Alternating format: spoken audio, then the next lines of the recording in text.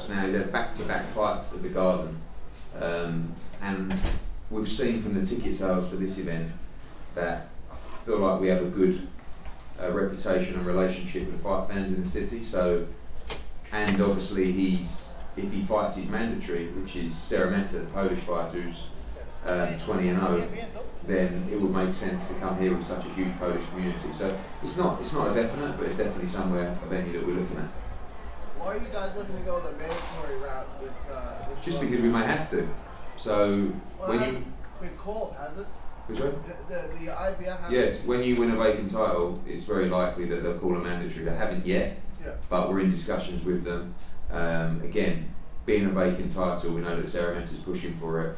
Gennady wants to fight Canelo, but I don't think he's going to wait for a decision from Canelo. So it all depends what happens maybe in the next few weeks. Obviously, the Kovalev fight is only three weeks away.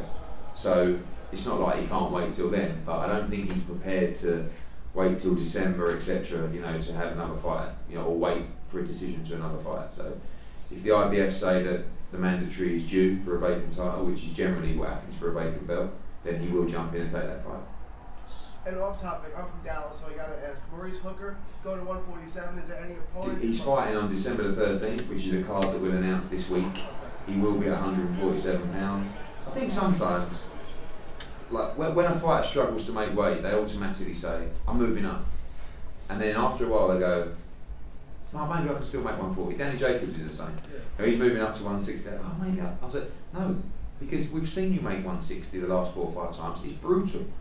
So I think Maurice is a bit like that. He's kind of thinking, oh, maybe, but I believe he should move to 147. You know, he's won a world title at 140.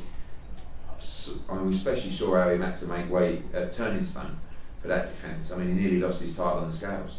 And again, it was tough against Ramirez. He made it a lot better. But I think it's time now for a new challenge. No opponent just yet, but again, that show will be announced this week. You said that in LA?